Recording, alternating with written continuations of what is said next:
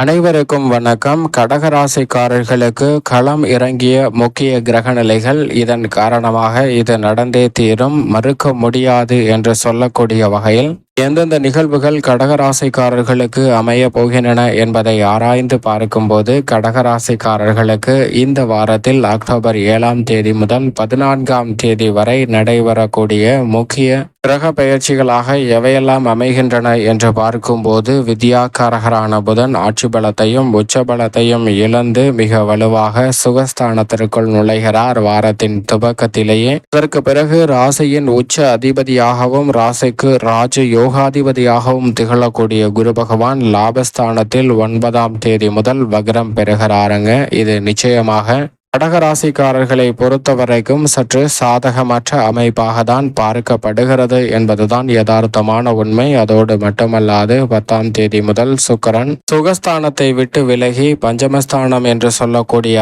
5ஆம் இடத்திற்குள் நுழைகிறாருங்க. சுக்கிரன் 5ற்கு வருவது அமோகமான மாற்றங்களை நிச்சயமாக உருவாக்கி கொடுக்கும். மேலும் ராசியின் அதிபதியான சந்திரன் வளர்பிறை சந்திரனாக இந்த வேளையில் வலம் வர போகிறார். இப்படி பல அதிரடியான மாற்றங்களை முக்கிய கிரகநிலைகள் களம் இறங்கியிருப்பதால் சந்திப்பதற்கான வாய்ப்பு மிகவும் அதிகமாக கடகராசிக்காரர்களுக்கு ஏற்பட உள்ளது. அதில் சாதகமாகவும் சில விஷயங்கள் சாதகமற்ற சூழலையும் உருவாக்கி கொடுக்கிறது. அதிலும் குறிப்பாக ராசியின் அதிபதியான சந்திரன் இந்த வாரம் முழுவதும் வளர்பிறை சந்திரனாக வலம் வருகிறார். எனவே திட்டமிட்ட காரியங்கள் அனைத்திலும் காரிய வெற்றி உண்டு. தடைகள் பெரிய அளவில் கட்டுக்குள் வரும். எதிர்பார்ப்பதை விட அனைத்து காரியங்களையும் சுறுசுறுப்பாகவும் விரைவாகவும் குறிப்பாக துல்லியமாகவும் செய்து முடிக்கக்கூடிய வலுவான ஆற்றல், நன்மை நிறைவாக கிடைக்கக்கூடிய அற்புதமான தருணமாக அமைகிறது என்பதை திட்டவட்டமாக உறுதிப்படுத்துகிறார். நீண்ட நாட்களாக எதிர்பார்க்கக்கூடிய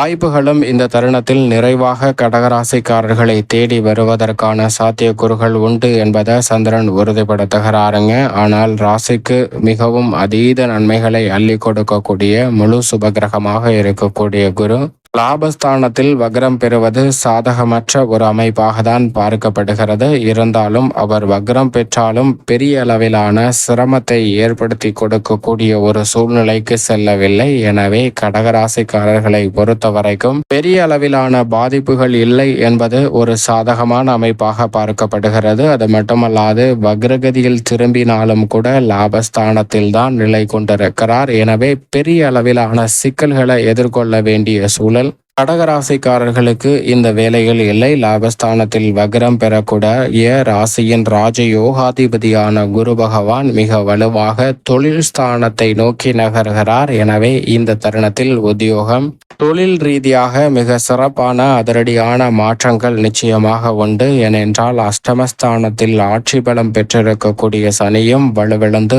வக்ரம் பெற்றிருக்கிறார். இந்த வேளையில் சுகஸ்தானத்தை வலு சேர்த்த சுக்கிரனும் பஞ்சமஸ்தானத்தில் நுழைந்திருப்பது பல அதிரடியான மாற்றங்களை நிறைவாக பெற்றுத்தரக்கூடிய ஒரு அமைப்பாக பார்க்கப்படுகிறது. எனவேதான் இந்த வேளையில் ராசியின் ராஜ யோகாதிபதியான குரு வக்ரம் பெற்றாலும் கூட உத்தியோகம், தொழில் ரீதியாக மிக சிறப்பான மாறுதல் உண்டு. சக பணியாளர்களின் ஒத்துழைப்பு சாதகமாக அமையும். நினைப்பதை விட அனைத்து விதமான காரியங்களிலும் நல்ல முன்னேற்ற வாய்ப்புகளை நிறைவாக சந்திப்பதற்கான முதன்மையான யோகம் நிச்சயமாக கடகராசிக்காரர்களுக்கு கிடைக்கிறது. எனவே இல்லத்தில் பல்வேறு வகையான சுப நிகழ்வுகள் இனிமையாக கைகூடும். திட்டமிடுவதை விட அனைத்து காரியங்களிலும் பல்வேறு வகையான காரிய தடைகள் விலகும். எதிர்பார்க்கக்கூடிய நல்ல வெற்றி வாய்ப்புகள் நிறைவாக கிடைப்பதற்கான முதன்மையான யோகம் உங்களை தேடி வருகிறது. பல்வேறு வகையில சந்திக்கக்கூடிய நெருக்கடிகள், காரிய தடைகள் இந்த தருணத்தில் நிச்சயமாக கட்டுக்குள் இருக்கும். உத்தியோகம், தொழில் ரீதியாக சந்தித்து வந்த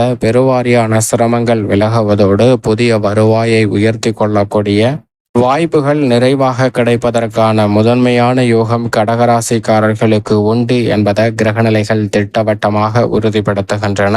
அதை உறுதி சேர்க்கக்கூடிய வகையில் மிக வலுவாக 9ஆம் இடமான பாக்கியஸ்தானத்தில் ராகு நிலை கொண்டிருக்கிறார். மோட்சக்காரகரான கேது முன்னேற்றத்திற்கு முட்டுக்கட்டை இடக்கூடிய அனைத்து காரிய தடைகளையும் தகர்த்தெறியக்கூடிய தைரியஸ்தானம், வெற்றிக்கு உரித்தான 3ஆம் இடத்தில் சஞ்சரிக்கிறாருங்க. எனவே முன்னேற்றத்திற்கு பல வகையில நல்ல வாய்ப்புகளை உருவாக்கி கொடுக்கக்கூடிய ஒரு அமைப்பாக நிழல் கிரகமாக உள்ள ராகு மற்றும் கேதுவின் அமைப்பு இருக்கிறது என்பது தெள்ளத் தெளிவான ஒன்றாக பார்க்கப்படுகிறது. எனவே தங்களுடைய வாழ்வில் பொருளாதார ரீதியாக வளர்ச்சியையும் பொருளாதார ரீதியாக பண ரீதியான சிக்கல்களையும் சந்திக்காத வகையில் நல்ல மாறுதல்களை இந்த தருணத்தில் நிழல் கிரகமாக இருக்கக்கூடிய ராகு மற்றும் கேது ஏற்படுத்தி கொடுக்க போகின்றன. விரயஸ்தானமாகிய 12ஆம் இடத்தில் ராசிக்கு நீச்ச அதிபதியாக இருக்கக்கூடிய செவ்வாய் சஞ்சரிக்கிறாருங்க. ராசிக்கு நட்பு கிரகமாகவும் இருக்கக்கூடிய செவ்வாய் விரயத்தில் இருப்பதால் சுப நிகழ்வுகள் அதீதமாக இந்த தருணத்தில் நிச்சயமாக ஏற்படும். ஆரோக்கியம் சார்ந்த விஷயங்களில் கூடுதல் கவனம் செலுத்துவது நிச்சயம் கடக ராசிக்காரர்களுக்கு நல்ல பலன்களை பெற்றுத்தரும். அதோடு மட்டுமல்லாது இந்த தருணத்தில் விரய செலவுகளை சுப விரயங்களாக மாற்றலாங்க. வீட்டிற்கு தேவையான பொருட்களை வாங்கி மகிழுதல் மற்றும் பல்வேறு வகையிலான புதிய திட்டங்களை செயல்படுத்துதல் போன்ற அனைத்துமே கடகராசிக்காரர்களுக்கு மங்களகாரகரான செவ்வாயின் அமைப்பால் நன்மையை அள்ளி கொடுக்கக்கூடிய ஒரு சிறந்த அமைப்பாக நிச்சயமாக மாறும் என்பதில் சந்தேகமே இல்லை. அதோடு மட்டுமல்லாது சுக்கிரன் 5ஆம் இடமாகிய பஞ்சமஸ்தானத்தில் வலு சேர்க்கிறாருங்க. எனவே கலைத்துறை மற்றும் அரசியல் சார்ந்த பணிகளில் யாராலும் அசைக்க முடியாத அளவிற்கு புதிய வாய்ப்புகள் இந்த தருணத்தில் நிறைவாக உங்களை தேடி வருகிறது. நீங்கள் திட்டமிட்ட பணிகளை நுணுக்கமாகவும் துல்லியமாகவும் செய்து முடிக்கக்கூடிய ஆற்றலை சுக்கிரன் அற்புதமாக கொடுக்கிறாருங்க. இதுவரை இல்லாத அளவிற்கு பல்வேறு வகையான அதிரடியான புதிய வாய்ப்புகள் கடகராசிக்காரர்களுக்கு இந்த தருணத்தில் உங்களை தேடி வருவதற்கான முதன்மையான யோகம் சுக்கிரனின் அமைப்பால் நிச்சயமாக உண்டு. அரசியல் சார்ந்த பல்வேறு வகையான நெருக்கடிகள், நீதிமன்ற வழக்குகள், சிக்கல்கள் போன்றவற்றில் சாதகமான போக்கு நிச்சயமாக தென்படுங்க. நீங்கள் நினைப்பதை விட மக்கள் மத்தியில் நல்ல வரவேற்பு நிறைவாக கிடைக்கும்.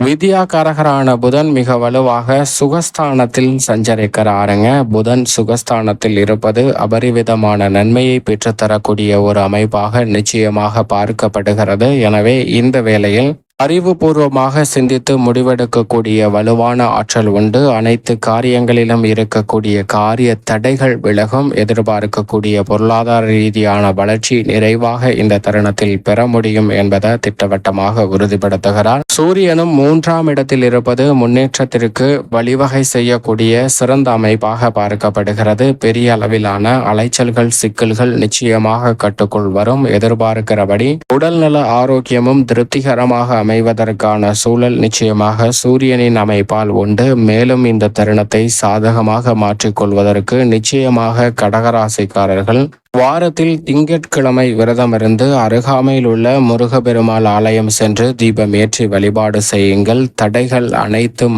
விலகி நல்ல முன்னேற்றமும் வளர்ச்சியும் கடகராசிக்காரர்களுடைய வாழ்வில் இனிதாக கிடைக்கும்.